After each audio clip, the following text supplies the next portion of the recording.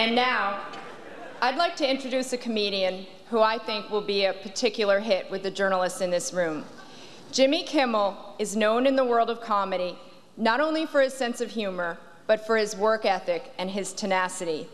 And for those of us familiar with the ups and downs of the media business, what's not to like about a guy who's been fired from 4 radio stations?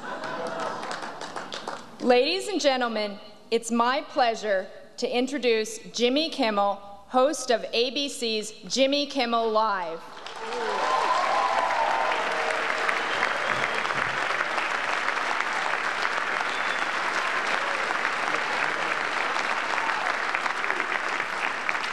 Well, thank you. Good evening, ladies and gentlemen, distinguished guests, Mr. President, salam.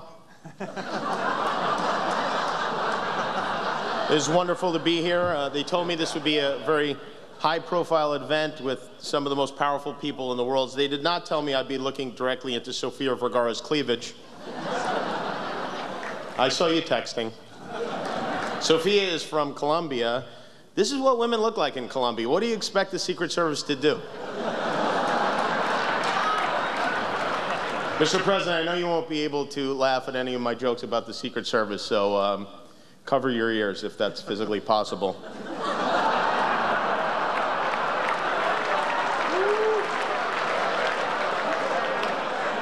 I do have a lot of jokes about the Secret Service. You know, I told them for $800 I wouldn't tell them, but they only offered $30, so. I am happy to see that Congress is taking this very seriously. David Vitter even went so far as to fly down to Colombia to investigate this personally. I'll tell you what, though, I know the administration's been cracking down, but if this had happened on President Clinton's watch, you can damn well bet those Secret Service agents would have been disciplined with a very serious high five.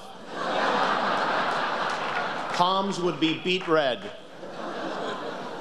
Quick announcement, if anyone has tickets to the GSA after party, the plane is leaving for the Four Seasons in Dubai at midnight on the dot. Don't be late or you'll miss out on your complimentary white tiger cub. I want to thank the Washington Hilton for hosting us tonight. You know, President Obama wanted to move the dinner to the Kennedy Center this year, but the Republicans wanted to keep it here at the Hilton, so they compromised, and here we are at the Hilton.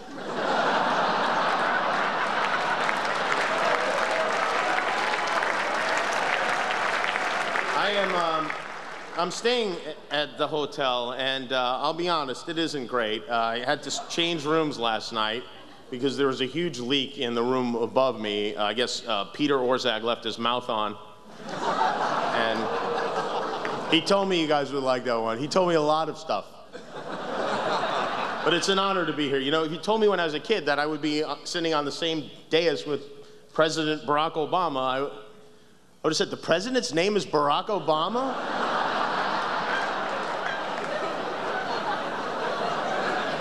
Mr. President, you remember when the country rallied around you in hopes of a better tomorrow? That was hilarious. That was your best one yet. But honestly, it's a thrill for me to be here with the president, a man who has, I think, done his best to guide us through some very difficult times and paid a heavy price for it. You know, there's a term for guys like President Obama. Probably not 2 terms, but there is. Even some of your fellow Democrats think you're a pushover, Mr. President. They would like to see you stick to your guns. And if you don't have any guns, they would like to see you ask Eric Holder to get some for you. Jake Tapper wrote that. It's kind of hard to be funny with the President of the United States sitting right next to you, looking at you, and yet somehow, day in and day out, Joe Biden manages to do it.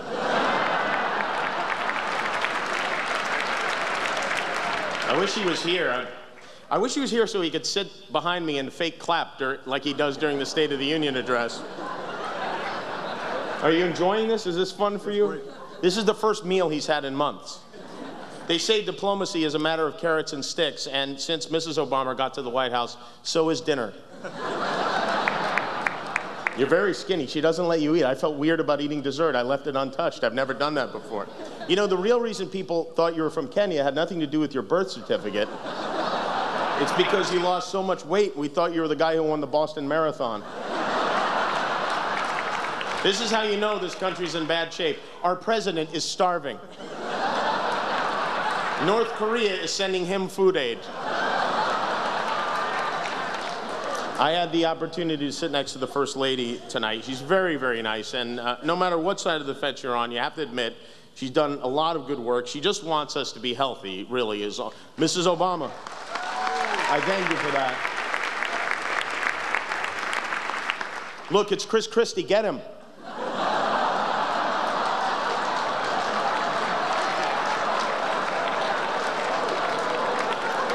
You know, they say that inside every American governor is a president struggling to get out. In Chris Christie's case, it's the only one where you can still hear him screaming.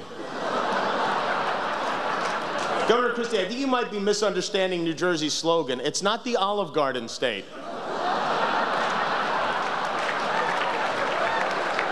But the truth is, the First Lady is right. Americans are in terrible shape. You can even tell how out of shape we are by the way we protest. We used to march, now we occupy.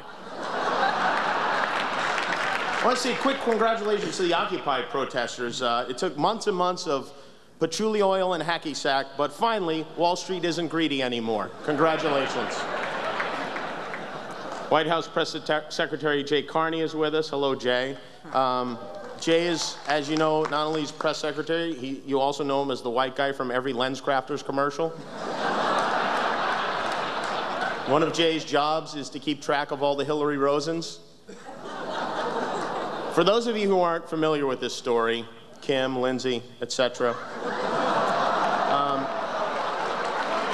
Hillary Rosen is the woman who said Ann Romney never worked a day in her life, even though Mrs. Romney raised 5 kids. And of course, the administration tried to distance itself from those comments. They said she's not an advisor to the Obama campaign, even though, as we later found out, her name appeared on the White House visitor log 35 times.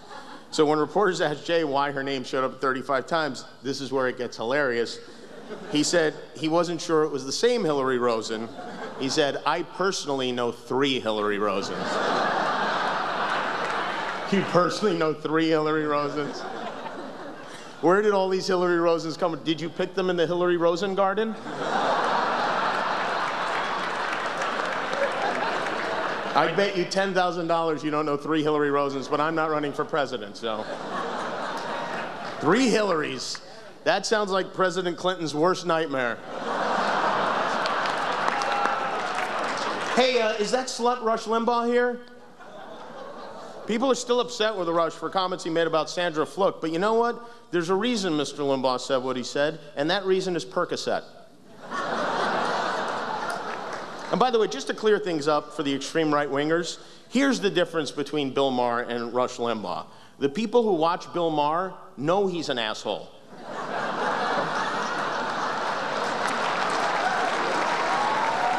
This is my first time here.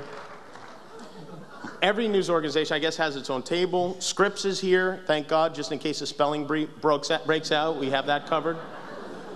We have numerous members of the print media in attendance, which reminds me of a riddle. What's black and white and red all over? Nothing anymore.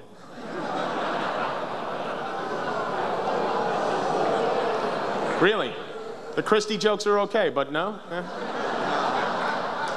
Where are the CNN tables? Are the CNN tables real tables or virtual tables? There you are. Every election year, CNN comes up with new and increasingly amazing technology. They have the magic wall this year. They had the hologram 4 years ago. And yet, with all their technical wizardry, they still haven't figured out a way to make James Carville look less like a hairless, boiled cat. Quite a few cable news anchors wrote books this year. Chris Matthews of MSNBC wrote a biography of JFK. It's 427 pages long. Poor Rick Santorum was throwing up all night. Bill O'Reilly wrote a controversial book about another great president called Killing Lincoln. I actually have my own theory about Lincoln's death. I think John Wilkes Booth was innocent. I don't even think it was an assassination. I believe that Abraham Lincoln had a vision about what the Republican Party would become in 150 years, and he shot himself. Is the Fox table laughing, or? Or did Rupert Murdoch hack into all my jokes already?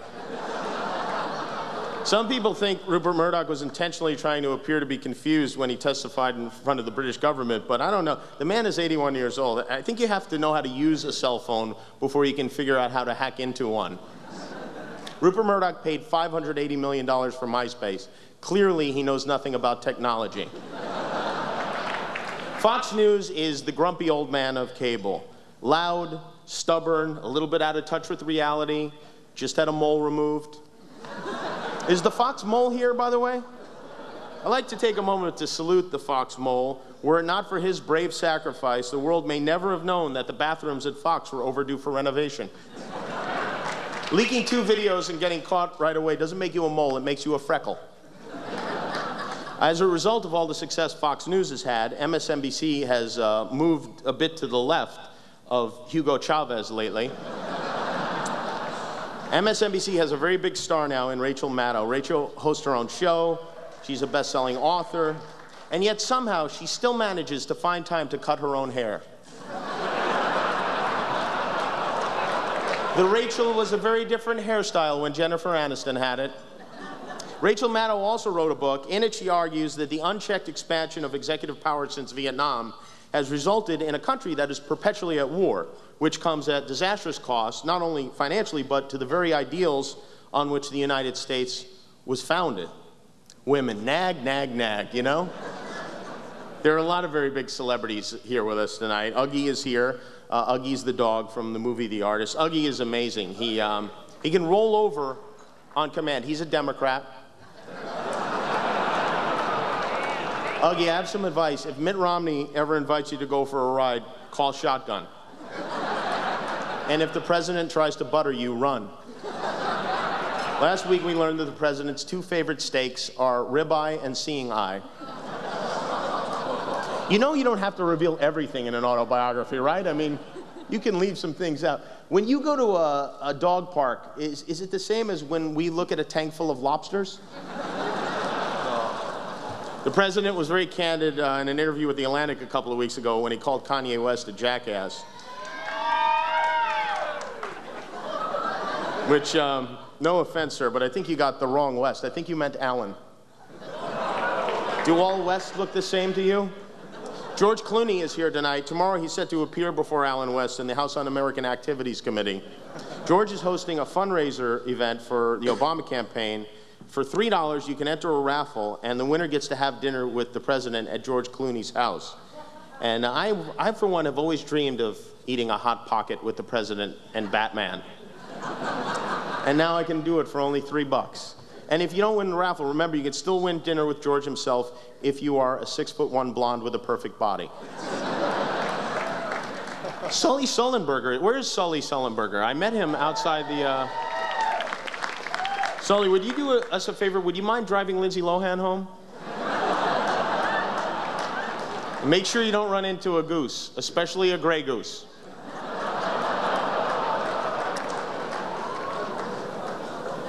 George Stephanopoulos is here. Good Morning America just beat the Today Show for the first time in 16 years. And George is riding, well, high maybe isn't the word, but let's say he's very pleased. 16 years is a long time. 16 years ago, there was no Facebook, there was no Google, and a tweet was something Barbara Walters gave her dog. This is really incredible. I mean, what a collection of people. Here in one room, we have members of the media, politicians, corporate executives, advertisers, lobbyists, and celebrities. Everything that is wrong with America is here in this room tonight. Unfortunately, the Speaker of the House, John Boehner, isn't. Apparently, yours aren't the only dinner invitations he declines, Mrs. Obama. Don't take it personally, though. He's probably just afraid someone will ask him to pass the salt and he won't have the votes. Eric Cantor couldn't be here tonight. He's at the gym working out his gavel arm. This Boehner-Cantor feud fascinates me. As most of you know, it started during the debt ceiling negotiations when they couldn't agree on the wording of the ransom note. And it went downhill from there. Interesting fact about Speaker Boehner, the reason he smokes so many cigarettes is his tears keep putting them out.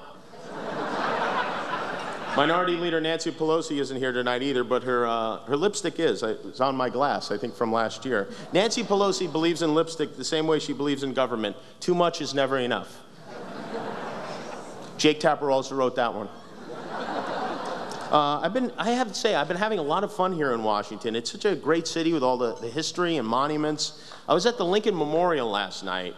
I was standing there in awe, thinking, wow, back in the 60s, on this very spot, Forrest Gump reunited with Jenny.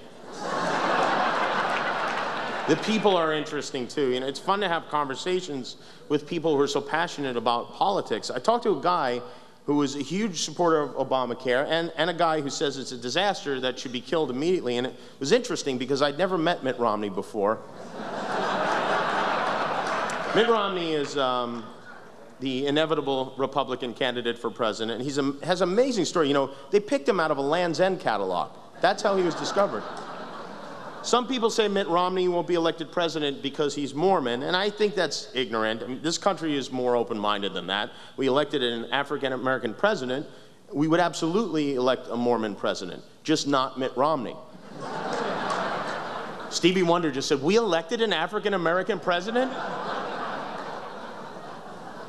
We heard Eric Fernstrom compare Romney's campaign to an Etch-a-Sketch, and I don't know. When I think Mitt Romney, I don't think Etch-a-Sketch, I think Twister. One foot on red, the other on blue, and both hands on green. Mitt has trouble connecting with regular people. You can't have a beer with him because he doesn't drink. You can't have a cup of coffee with him because he can't have caffeine. You can't even play Monopoly with him because he keeps trying to put the dog on the car. But if you're a Republican, you know, there isn't much of a choice. I get Rick Santorum is out. I guess it just wasn't Rick's year. Rick's year is 1954. You know, it's one thing to oppose gay marriage. It's another altogether to do it in a sweater vest. But in the end, Rick Santorum may not have won the nomination, but he succeeded in getting his message out, not just to Americans, but to people all aflat the world. Ron Paul is still in there. He's still sticking with it. To me, Ron Paul looks like the guy who gets unhooded at the end of every Scooby-Doo episode.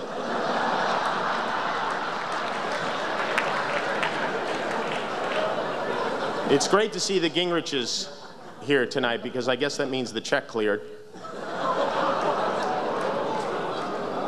Newt, I have a question. How can you be against gay marriage when you yourself are the son of two gay parents, the Michelin Man and the Stay Puft Marshmallow Man? I don't understand politicians who are against gay marriage. I don't understand anyone who's against gay marriage. And when you really think about it, aren't all marriages kind of gay? I mean, as a man, when you get married, essentially what you're saying is, I will never touch another woman as long as I live. Now let's put jewelry on each other and dance. Not that it's any of my business, Mr. Gingrich, but why are you waiting until Tuesday to drop out of this? Just do it now. It's time to Mitt or get off the pot. The election process has changed a lot over the last 10 years. As you know, the president finally gave in and agreed to a super PAC, which initially Vice President Biden was very excited about until he found out that a super PAC isn't one of those big boxes with all the different kinds of chips. And while we're on the subject of super PACs, let's get rid of super committees. Super committees are to committees what super cuts is to cuts. All right, it's time for the fun part of the evening. I'd like everyone to look under your seats. Under each one, you will find a copy of Keith Olbermann's resume. Is Keith here tonight? Limo wouldn't pick him up? The thing about Keith Olbermann is he's so likable. Al Gore launched Current TV in 2005, and it took off like a North Korean rocket. To be honest, I didn't even know Current TV was still on the air, but then I don't get channel a million. Keith Olbermann burned more bridges than the arsonist of Madison County. He has more pink slips than Marcus Bachmann. Too soon? Too soon? If you're not familiar with Marcus Bachmann, he plays Cameron on the show Modern Family. Stand up and take, where are you, Marcus? Oh, there he is.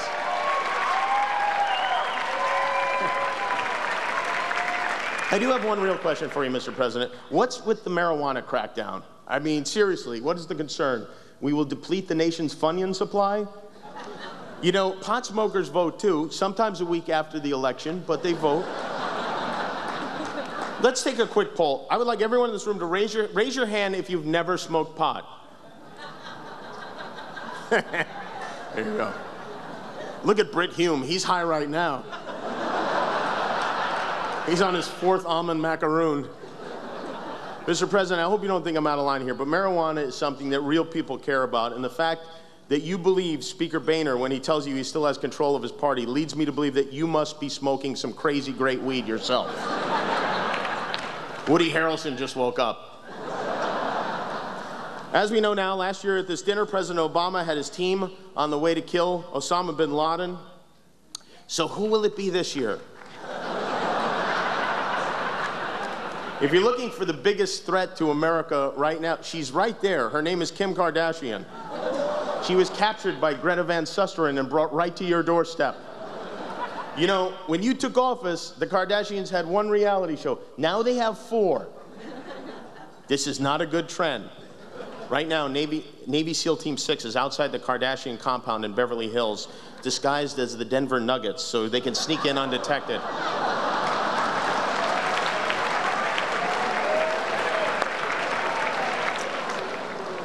I have a question. Who are these people who think it would be a good idea to attack Iran? I hear people say, bomb them, nuke them, just do it now. But they're a real bunch of yahoos and Netanyahus.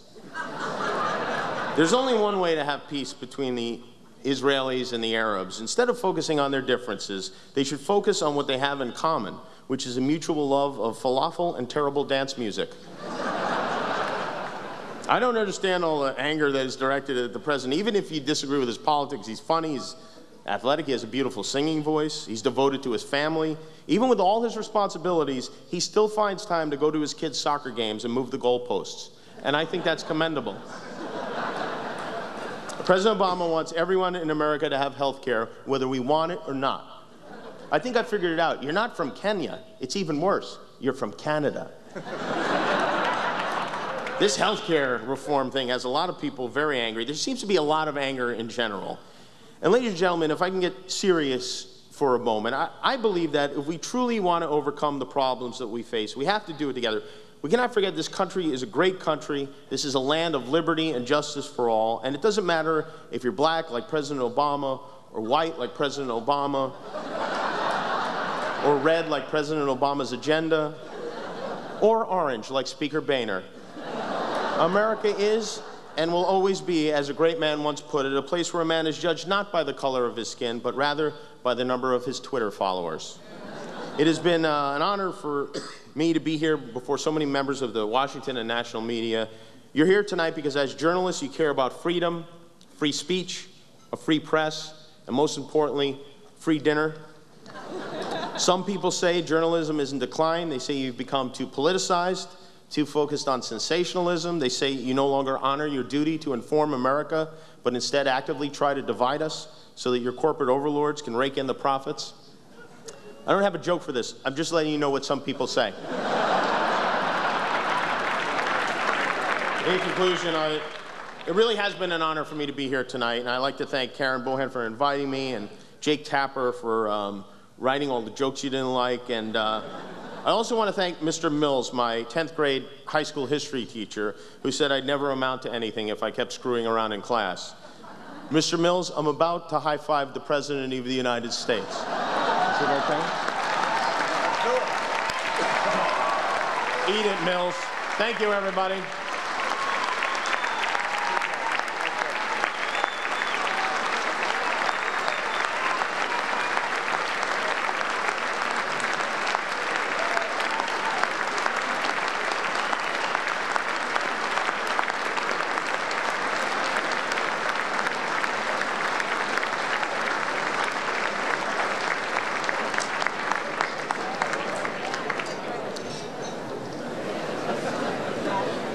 Ladies and gentlemen, it's my pleasure to introduce the next president of the White House Correspondents Association, Ed Henry of Fox News.